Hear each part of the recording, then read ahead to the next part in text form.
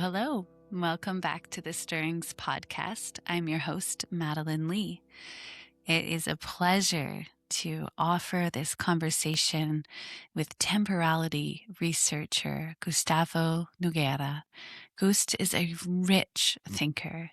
He's a visionary researcher. He does wonderful talks and workshops. And the crux of his work is to help individuals or organizations navigate through this difficult time, let's say, as we mingle amongst multiple thresholds.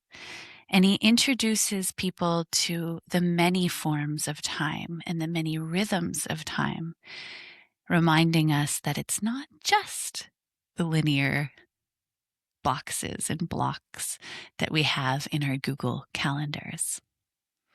What's such a treat is that while Gust lives in Europe now, he brings this sort of global perspective and multicultural perspective, including his own from the Amazon rainforest in Latin America. I think through listening to this episode and to Carina Lyall's as a pair, you'll know why I paired them together. These two are weaving stories and invitations into slowing down, witnessing, sort of dancing with time. And wouldn't so many of us love that? How often do we hear ourselves or our friends and our families say, we're so busy, there's not enough time. I'm really feeling this pressure and overwhelm in the face of the 24-hour clock. So, Gust reminds us that there are other rhythms we may move with throughout our day. Before we go into the conversation, as always, here is a little story. About 4.5 years ago, 5 years in October, I gave birth to my first child. The labor was 36 hours long. And some people might hear that number and think, oh no, that sounds hard.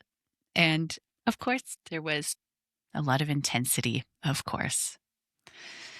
But there was a real sweetness in that labor, a real slowness that I allowed myself and my baby, because I could sense that she is not one to be rushed.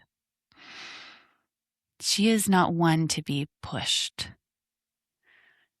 She comes on her own time. And so she did. Slowly but surely, Miss Theodora Grace, God's gift of grace, came 36 hours. And my gift to her was to not rush her one moment, to allow her to come when she was ready and not a moment sooner. Her brother came 1.5 years later in 4 hours. No time to set up the pool, just carpet beside the bed. And to this day, he holds that rhythm with time. He is decisive and quick and airy and moving around all the time. And so it was in his birth. Miss Theodora is sure-footed and will not budge. We call it with affection, Teddy time. It was such a gift to be able to offer this to my children in the moment of their birth, to be able to say, you come on your own time. You choose when you are ready. This is my offering to you as a mother. I wish I could keep offering that day in, day out. And though we do live in a kind of life where we try to move a little more slowly, I will tell you, I am absolutely one to use time a little bit as bribery, a little bit to get things going. Almost every bedtime, I catch myself saying, if you don't brush your teeth now, we won't have time to read 3 books. I'm not proud of this. I catch myself saying it and thinking, I'm like weaponizing time for my children, telling them that there's not enough. Put your boots on. We don't have time. So, as Gustavo talks about, we are living in a moment where there are many times clashing together. And I find that in my own life as a parent and what I'm narrating to my children and teaching them about time. In one way, I'm trying to give them this sense of spaciousness and being held, and it's okay, there's no need to rush. And on the other hand, I'm securing a sense of scarcity within their sense of time. And so I encourage you, as we move through this conversation and as you go about your weeks afterwards, to think, how am I speaking about time in my life? How am I speaking to others about the time in my life? You're not going to be able to probably live in the holy, spacious time always, but might I be able to bop back and forth a little more often? All right, let's head into the conversation. But before we do, a little reminder to stay right till the end, where my father and I have picked out some blues piano to match with the conversation. We thought it a worthy match with its steady gait and rhythmic wandering. Without further ado, here's the conversation.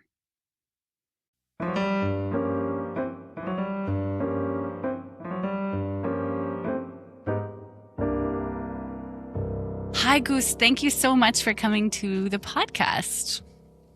Yeah, so great to be here with you today. Let's start with something you've written about recently, which is you've said that we're living in a time crisis. And the time crisis is not that we're moving too fast or too slow, but you're saying that there's a mismatch. And then I'm going to quote so I don't get it wrong. You're saying that the time infrastructures no longer match reality. Let's dive right into that. Can you explain about this time crisis you see? Yes, for sure. When we talk about this framing of the crisis around, we are such an accelerated time, we need to slow down, we can understand there is a binary in between fast and slow, that there are two paths to choose. But in fact, what we are suggesting here is that when we slow down, we can listen other possibilities. Slowing down is not the way, it's not the path itself. It is the tool that we use in order to find coherence again. And what is this misalignment that we find? As individuals, when we are looking for the society, for the structure around us, we try to reach the tools, the ideas, the systems that we have around in order to solve what we need to solve, to do what we need to do, to give meaning to what we are thinking and feeling.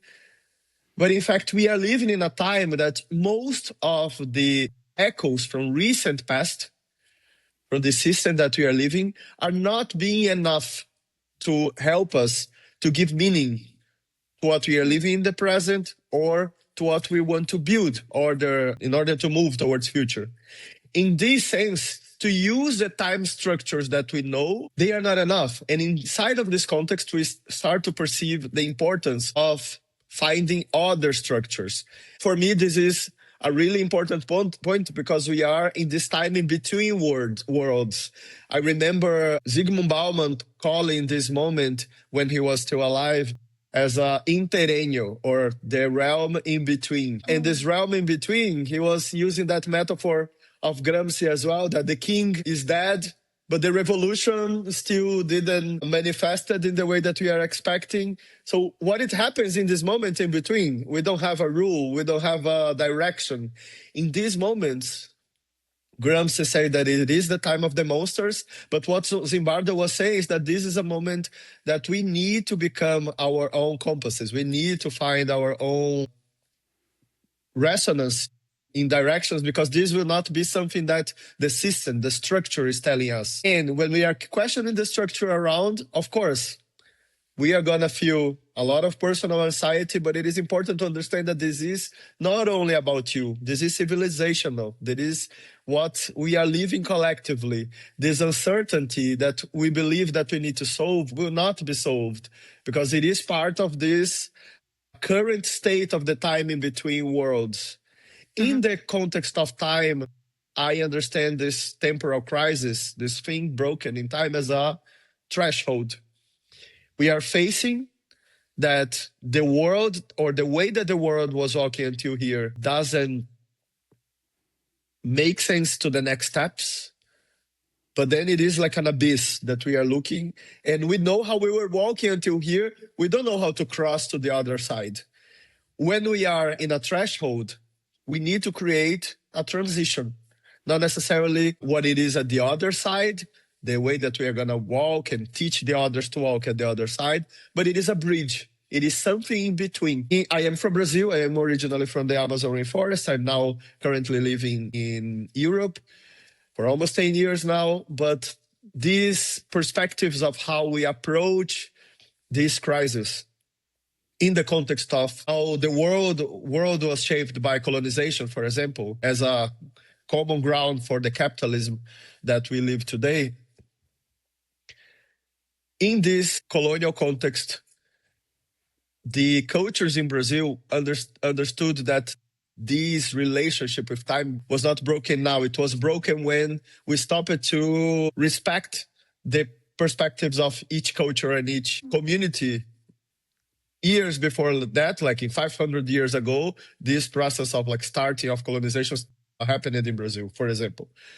And the indigenous communities and the Afro-diasporic communities together, they talk about these spaces in between and how can we hold the sky that is falling, and while we are holding, how can we listen the processes that are happening. So when I talk about the time crisis question, and I approach this as a threshold between worlds, it is also an invitation to, instead of trying to solve the uncertainty, to try to hold it as a space that we can use as the material for these third possibilities, these third paths. Oh, beautiful. There's so many things in here that we I sort of see the grip hold of what you're calling the current temporality structures that we have is tightening with the way that we're using technology too. So scheduling, predicting, optimizing our weeks, and just really getting this very strong regiment with our technology and how that sets up our week and our month and our year. And I really have this sense that it's like tightening and tightening, but as it tightens, we almost can't bear it because we're not meant to only have this time. We have lots of other times. Like, so we can't stay within that structure because that's not who humans are. We are always slipping out into different kinds of time, like love time, parent time, walking in the woods time. There's lots of different times. Memory, grief time is a huge one too. What do you think about that? There's this grip hold, but we're meant for all sorts of different ways. In my classes and lectures, like I always bring this image of how in the same year we can live by the Gregorian calendar as a system that have 12 months, and inside of it, every Monday we're going to be thinking, oh, I need to go to work again, and then this week we'll repeat in this way. That is quite like these blocks that happens in the same way. Or we can also move with the flow of the moon cycles, that in the same year, we have around 13 moon cycles of average 28 days each. And the weeks are not all the same. We have one moment that we are growing from the new moon to the full moon, and then we keep in this direction in the second week, and then we get in a peak, and then we come again to this area that we learn to let go of these cycles. And there are many communities around the world, societies, like indigenous communities that are very enrooted still in the moon cycles. Actually, now we are recording still in February 2000. Is close to the beginning of the lunar year of the Chinese calendar that brings another perspective as well, that only now the year is starting. So we are still at the end of the energy of the previous year. That was a year of shredding skins. And then we are entering a year that talks about how to set things in movement, how to be like a horse that is like covering a lot of territory faster that we learned before, and how to move with this metaphor. For me, what is beautiful is that here I brought different scenarios, the Chinese calendar, the moon cycles, the Gregorian calendar that we use at work with our Google calendars, for example. We don't need to live in only one of them. When I talk about these thresholds, even digital or analog, it is important for us to be aware of how we are weaving these different perspectives and also what we are creating between them. What I recommend to people that are reflecting together of us is to also think that time was never only one thing, even less something that someone decided what time should be.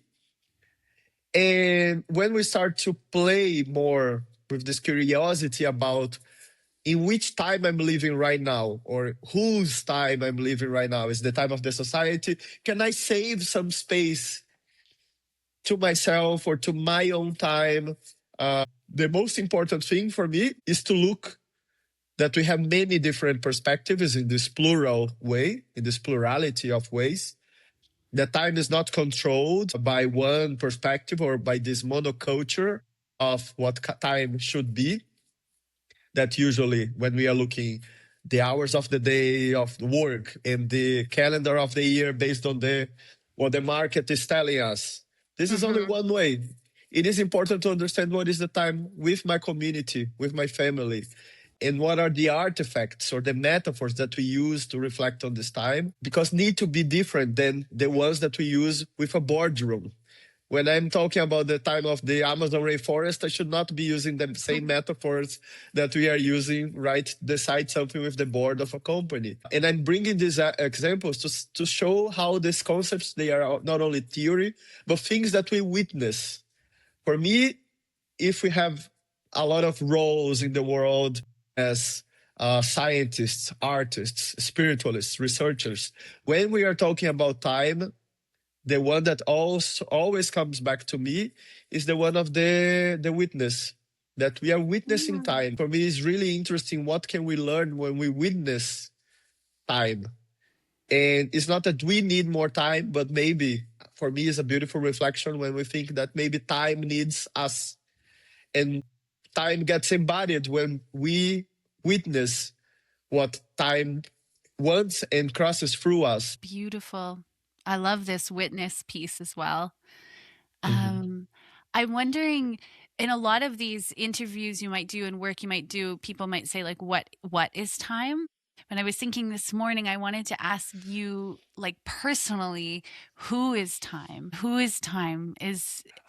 I'm imagining, it might be different for everyone. And you're saying there's multitudes, temporality is multitudes, but do you sense like a co-conspirator, a friend, some great god or a goddess, or I think in the Greek it's like underlying background from which we all emerged? So who is time?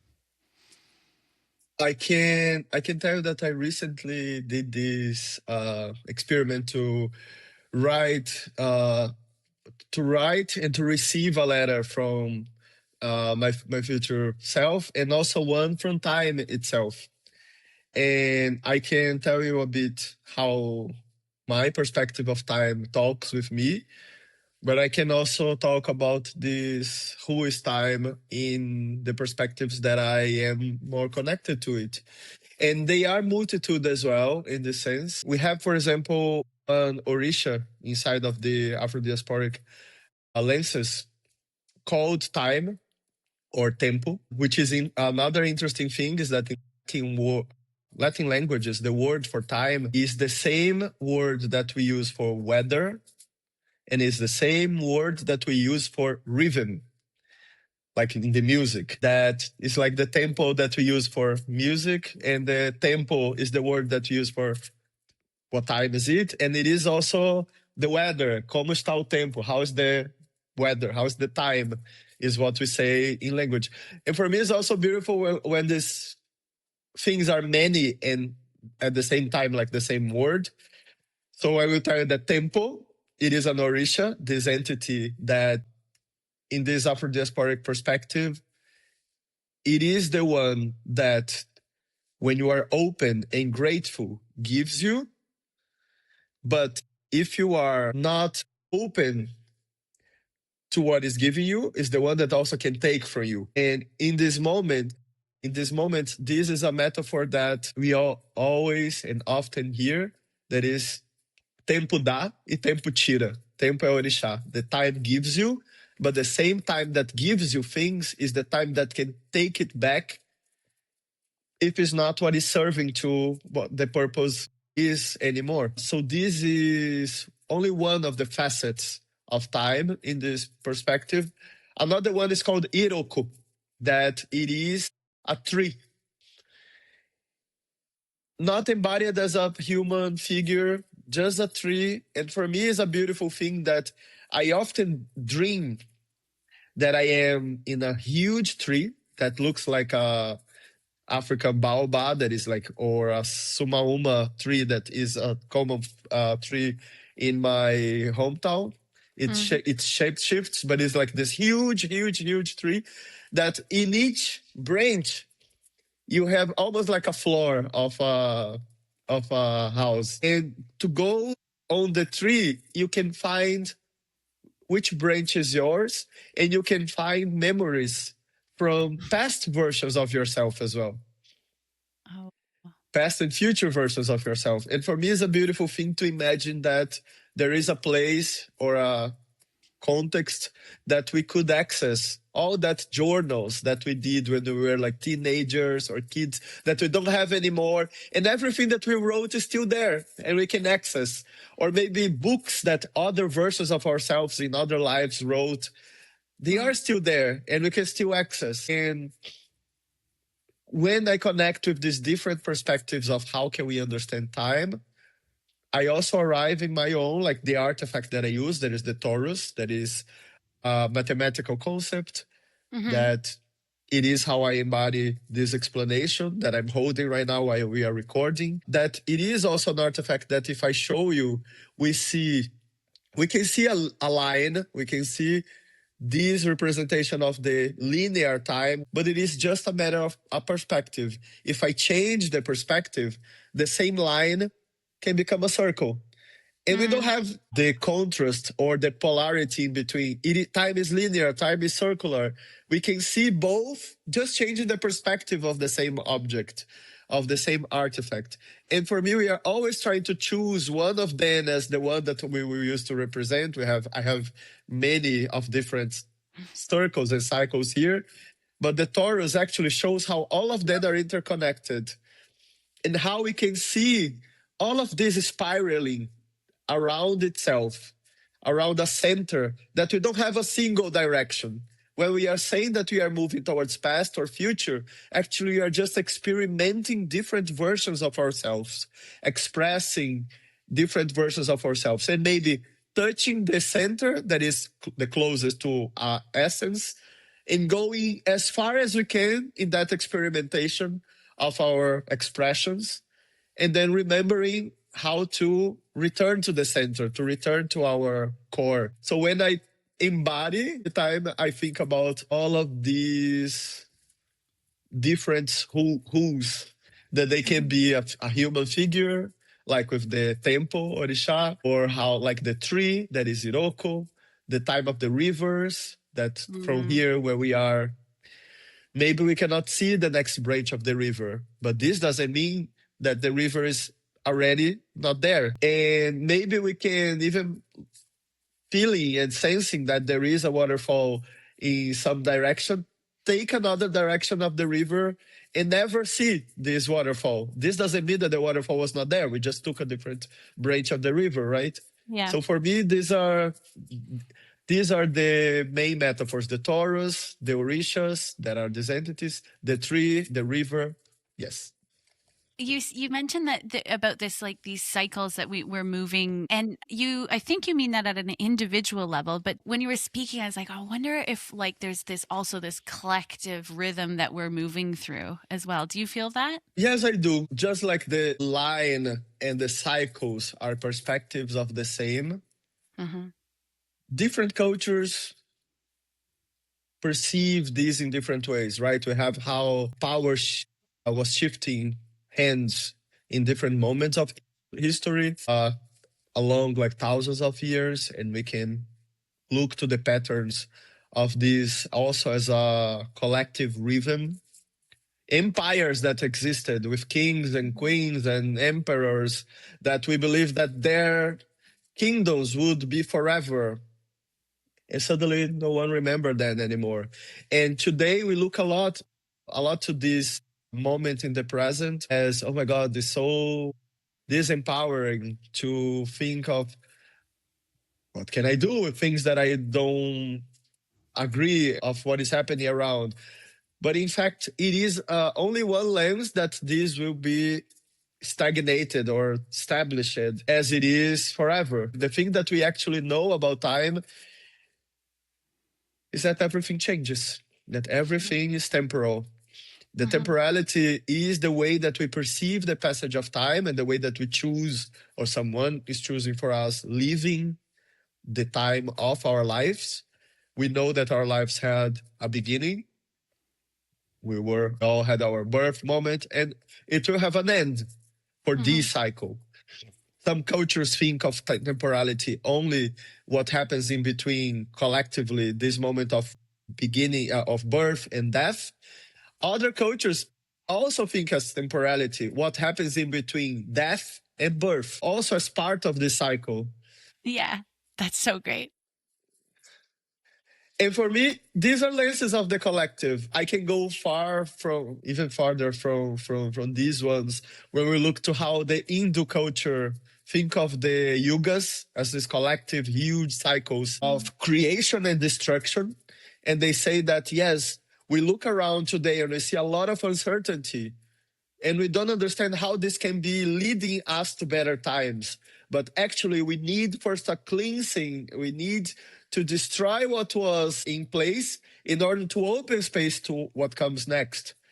So these lenses give us words, help us name the time of uncertainty that we see around, why the market is so uncertain, the work is so uncertain, the way that we relate to nature is so uncertain, the relationships, because we are also in this threshold looking, okay, these answers, they are not making sense anymore, so we need to find others.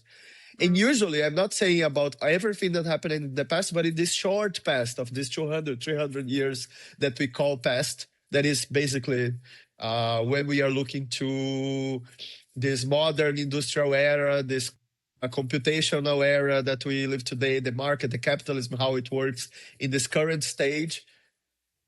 And this is also the way that we create differentiation in between past and ancestral time. When we are talking about all of these roots that were coming even before these cycles and got forgotten or erased violently by this process of a monoculture of time, we are trying to remember what was lost or what was forbidden for us to remember. Maybe it's the time to bring this back. Actually, there is this culture in Ghana, in Africa, that the main symbol of time, or one of the main symbols, is one adinkra, that is this visual symbol that talks more than a lot of words.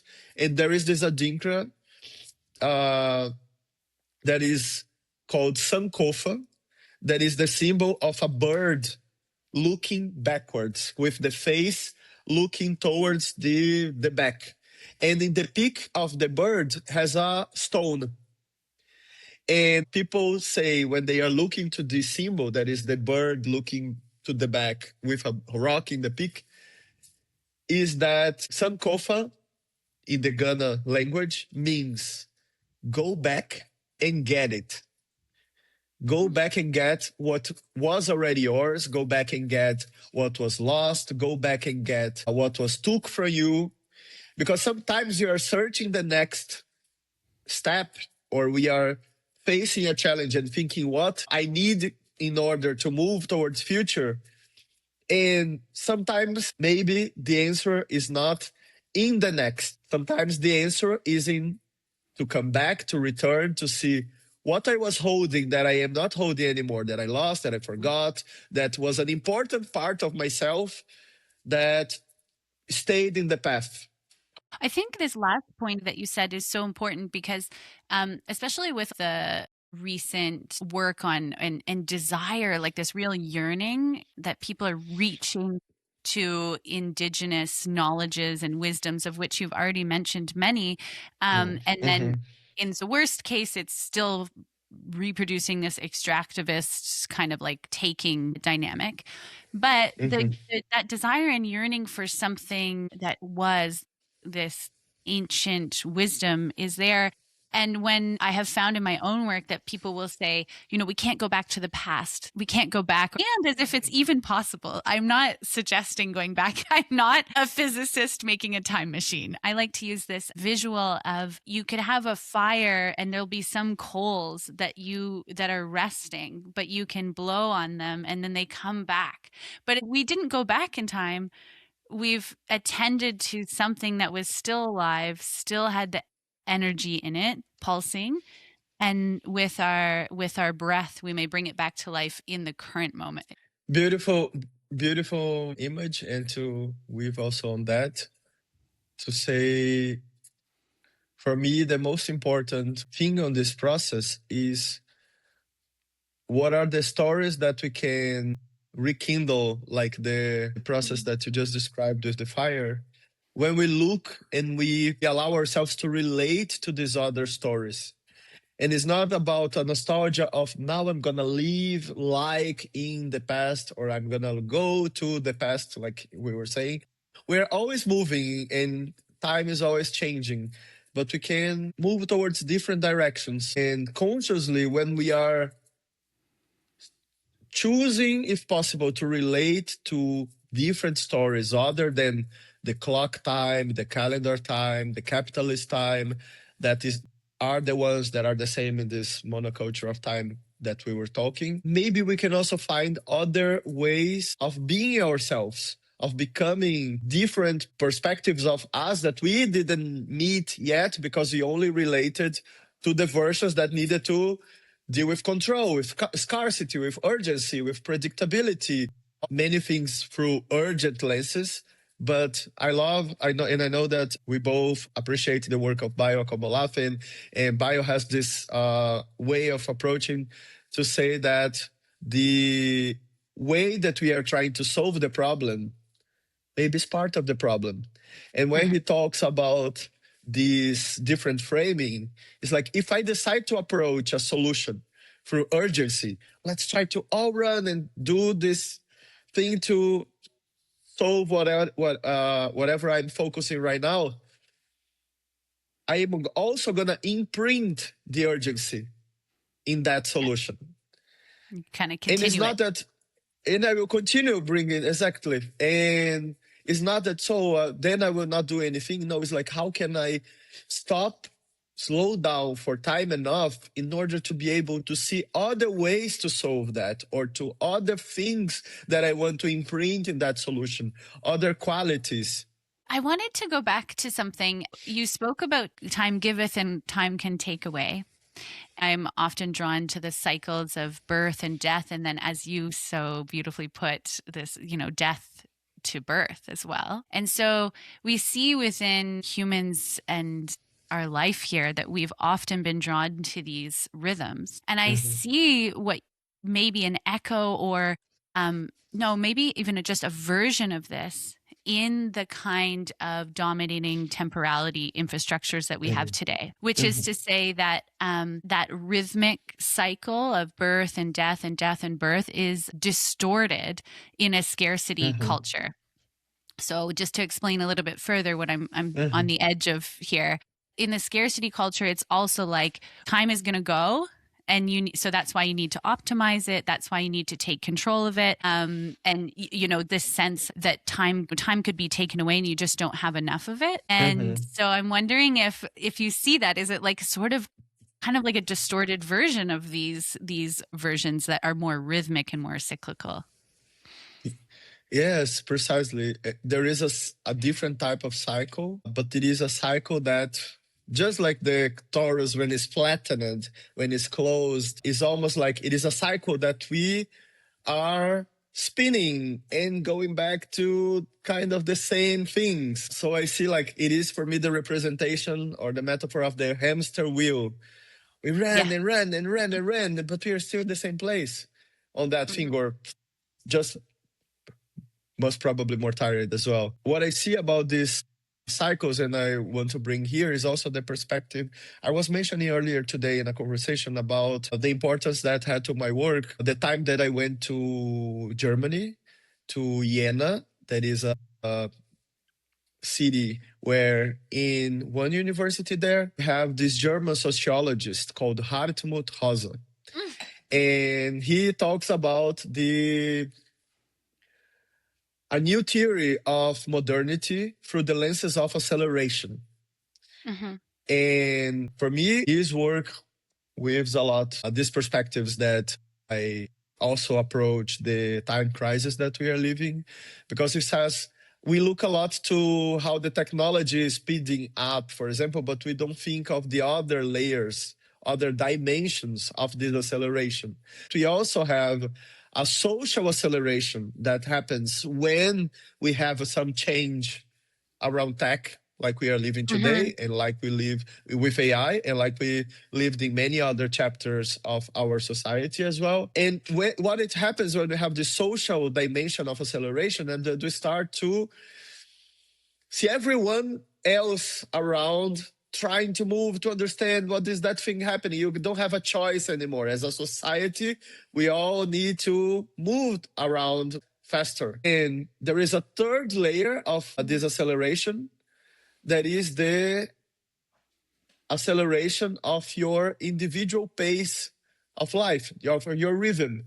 Suddenly you need to wake up and say that now I need to upskill a lot of things, or I need to reskill, or I need to learn these different things. And maybe I am already late, or maybe this is already too complex to my mind.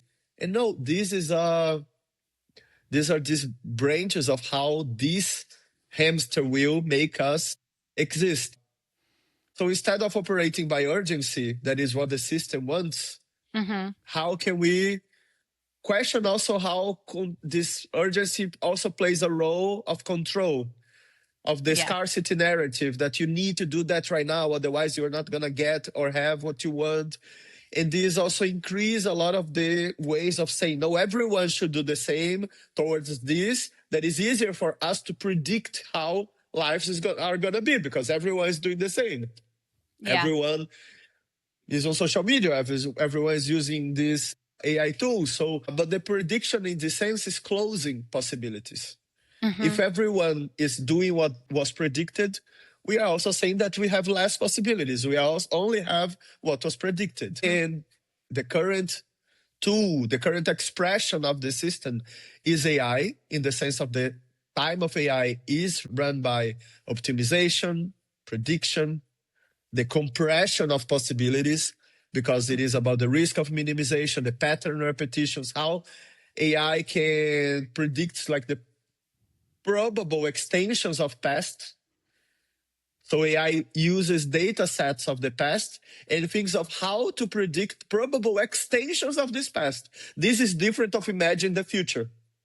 This is different of creating something new. I am just Mhm. extending what was there before, Yeah. finding ways of extending that, right? So the problem is AI, because of the frozen past in data sets. No, AI is still an expression. It is still one zeitgeist, one expression of the spirit of the time, but there is a source behind that. There is the way that our system works. Our system works based in control, scarcity, and predictability.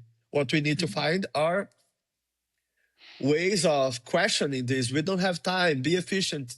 Hurry. This weaponized urgency that is also created, is manufactured like immediacy, and think of how can we reorient ourselves? Mhm. How can we find other possibilities again? People forgot how to create or how to imagine, but we all have this ability to look to the invisible and bring into the visible, to look to what is, it feels impossible, like the imagination, the unimaginable impossibilities, and make imaginable and make concrete because someone imagined it. And I really believe that in order to inhabit other worlds, we need to invite people also to reorient themselves to this inner compass. I'm interested in the um, this part of your work that you've been writing about a little recently, which is this Mm-hmm. external schedules and then internal coherence, which I Mm-hmm. believe you think that this is sort of the moment that we're in. What I'm also just want to get clear on, and this is what I see in my own work on AI ethics Mm-hmm. and philosophy of AI, is that I think prediction is something we all need to really focus on and pay attention to right now because of what it does with our sense of time. You talked about sort of flattening. I think another guest, Mina Salami, will talk about it as enclosures. I think of it as like corralling, like you know how you have like a large herd of animals and you put them through more and more narrow fence to get them all to move in the same direction. And prediction to me, I imagine it like a person's walking and Mm-hmm.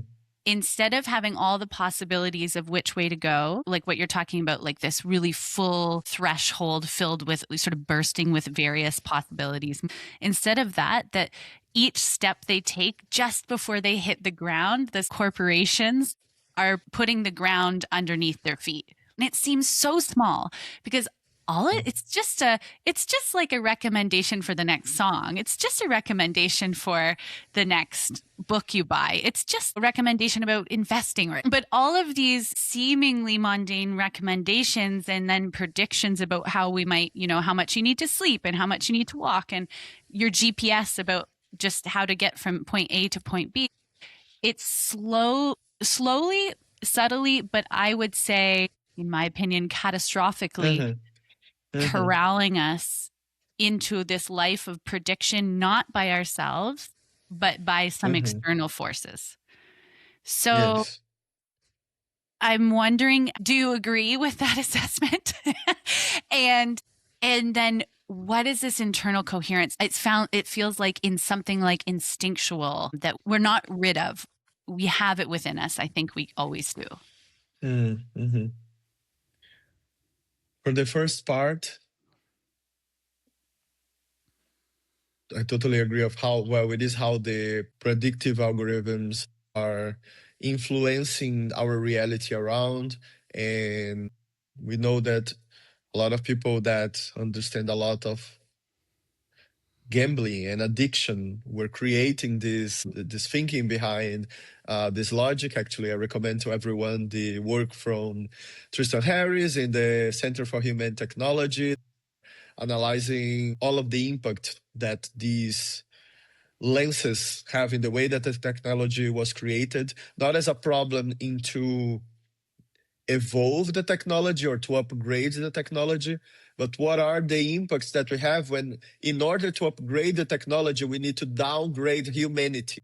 And this is what most of these solutions that we work today is not a problem when the upgrade is making you forgetting the phone numbers of people, for example. But okay, now I don't need to think anymore about or remember anymore phone numbers. But what it happens when this is about other social skills, when this is about empathy, when this is about imagination, when it's about a lot of cognitive sovereignty that we are losing because someone else is saying, no, no, don't use your brain. You don't need it. I Yeah, can don't think worry. for you, right? Don't worry. Yes, we are thinking for you. And this is happening in a lot of layers of society. Unfortunately, I see that as much as, of course, we have projects that are having an amazing critical, creative uses of AI as well. But in the mainstream use and the consumer context of use, it is a context to say it's not only that you are going to refine your ideas or action using AI. No, it's that you don't need to have ideas or actions anymore. We are providing to you. This is what you need to do. This is what you need to think. This is what you need to feel. And on that, we are living by the external schedule or the external Yeah. temporality that is not yours. And what I'm suggesting is also this temporal sovereignty, this inner temporal coherence as a also as a new leadership skill. And for me, this idea of leaders, some people can see like someone on top of the others, but it's not about that. For me, leadership is always about who is supporting us to take decisions to move towards the next step. Every time we are together and say like, oh my God, there is such a complexity, complex themes and uncertainty around that. We don't know how to move. There is always some hand or some energy inside of the group that say, well, actually what if inside of this context we do this movement? And if we go there we are gonna find the next step. Mm-hmm. I've heard lately, and I think it's important about the cognitive sovereignty, but adding also this phrase and practice really of temporal sovereignty is really cool. The temporal sovereignty feels like internal coherence, feels like a bit of a revolt, like a quiet revolution of sorts. Yes, exactly. I see in the same way. To be able to say like, this is a privilege, I know, to be able to say this urgency is not mine, but it is also an invitation of how many more people we can bring with us to a context that we can say this urgency is not mine. Yeah. This urgency of the market, because we have other urgencies. It's not that we don't have urgencies or priorities as well. And I can say the same, like, I don't talk with you about any of these ideas as someone that feels the best, the highest versions of myself embodying these things. I always look to that as the most youngest apprentice versions of the ancestors of the future that I will still want to become. Yeah. I am like the kid version of this elder and wise version that one day will be the ancestor of the future that I want to become. I'm still experimenting. I am still learning. I'm still open to other perspectives to find other ways to bridge that. And I see that to this sovereignty, curiosity is really important. And curiosity is one of the lenses of a kid and not of someone that sees themselves as the expert, the one that knows a lot about anything in the world. I see that we all facing thresholds and wanting to listen this inner coherence or to find this temporal sovereignty. We need to be able to embody more this curiosity and these lenses of, yes, we are still the apprentices of the ancestors of the future we will become. Oh, yeah. We are the apprentices. Yes. Yes. Let's think. There's a few different places to go right now. I'm interested in this time between worlds. And I get that so many of us are sort of really feeling that it's like there's maybe something trying to be birthed, but the birth is hard.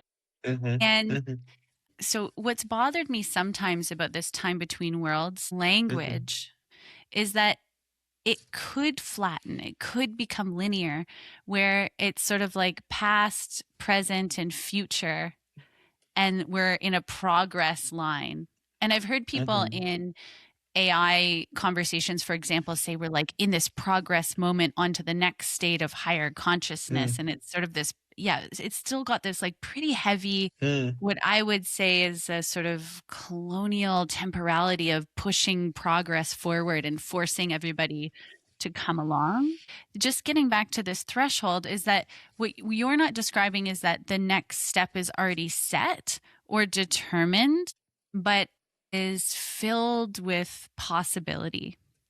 And the possibility is both new because it's not like we're rewinding in time, but your work has been thinking about this idea that the ancestral wisdoms might be dancing and entangled with something like these cutting edge modern technologies. And that's super interesting because I think that people, myself included, sometimes can feel really quite disempowered about the way that AI is being developed. And it feels like it's a train on a track where there's no off ramp and there's no other possibilities. So if you could explain a little bit about, there are other ways to do AI, there are other ways to do this kind of technology, and we can And it can include ancestral knowledge. I see that we are, first, like you mentioned, being influenced by the language around inevitability of the progress Mm-hmm. of the hyper conscious or the AGI as a movement. And then we forget that these are just a few stories, a few companies in a few places of the world that have a lot of money and power to make their story be in so many different places, like in the media and in the algorithm of what we are seeing on Instagram, on LinkedIn, or in the newspapers. But this doesn't mean that this perception of the reality is the full reality. Mm-hmm. I know the work of Elena Norberg that is focused in almost the counterpart of what I'm saying here about temporality.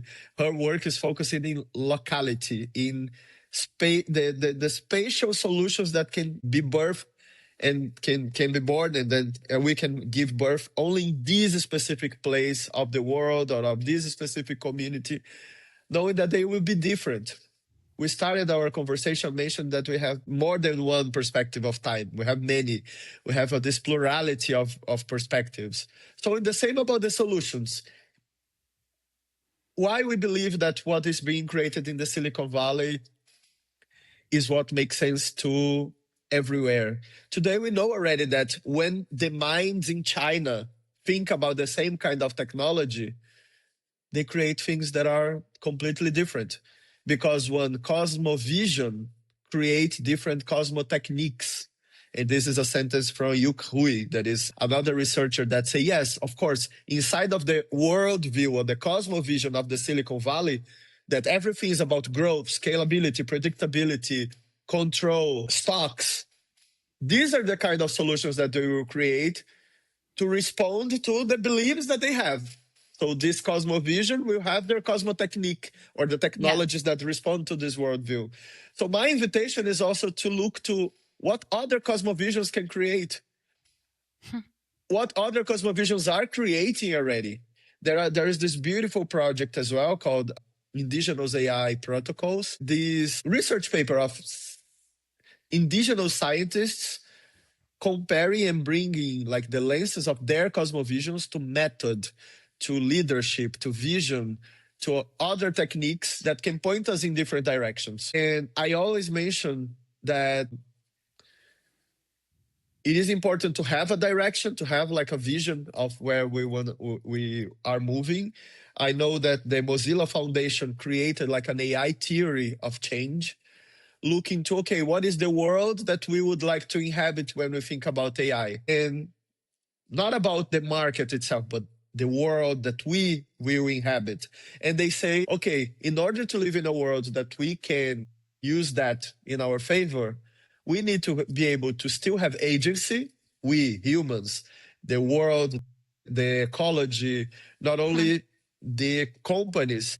We need to have the agency of what we are doing with these tools, but we also need to have accountability of the companies that are creating.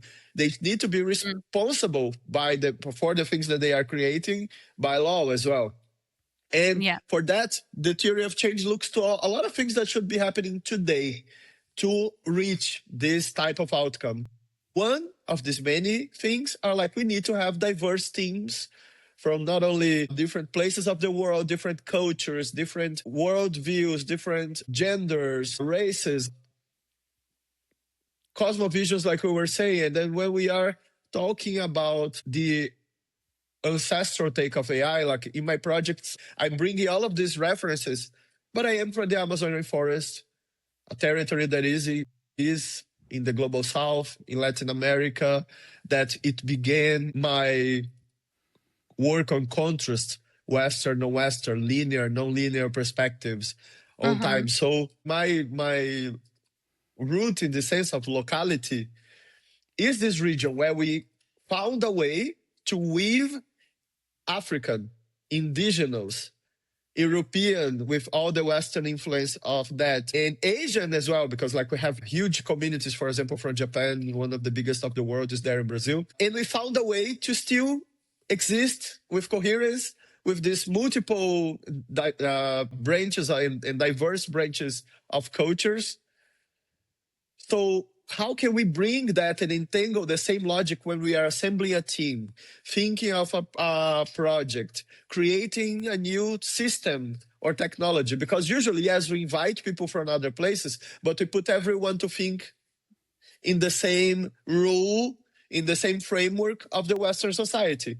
And then we say, that culture, that people don't know how to work or how to collaborate. No, actually, we are forcing them to operate in a different framework instead of thinking, what could we learn if we would have like the contributions of everyone from these different perspectives?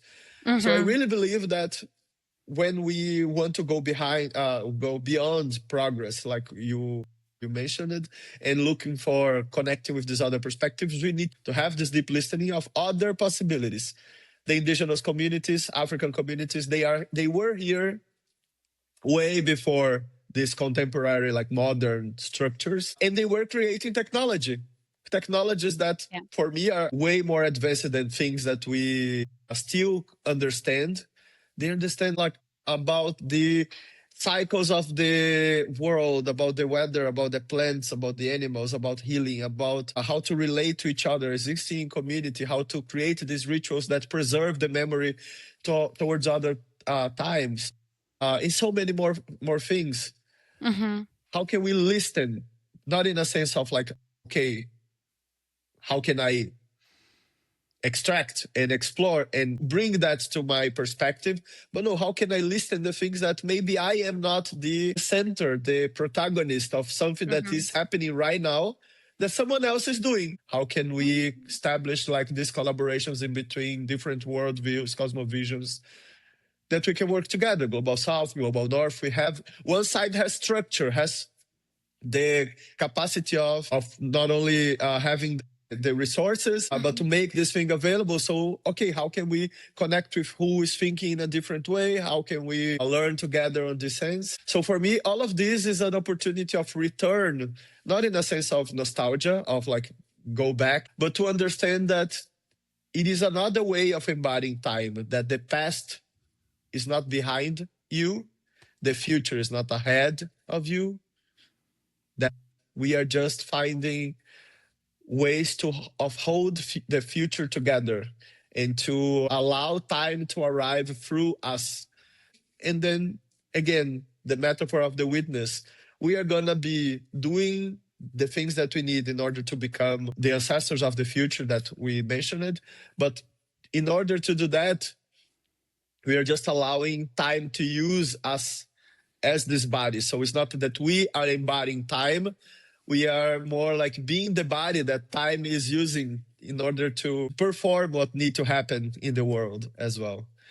Yeah, there's decentering maybe of your own cosmologies and to allow yourself to have enough spaciousness for those other cosmologies, but not necessarily to grab it or to have it, but maybe also witnessing and figuring out what can work together. And I'm gonna leave us with this a piece of your writing because it's so beautiful. And you say, remember in 2026, especially on the days you felt too early or slightly misaligned with everything, you were never meant to hold the future together. You were meant to let it arrive through you. Selective, like a coffee filter, like a dream catcher. Thank you so much for going down this temporal journey with us, and I'm really happy to share it with everyone. We're really happy to be here with you as well. It was a really pleasant time. Thank you for inviting me.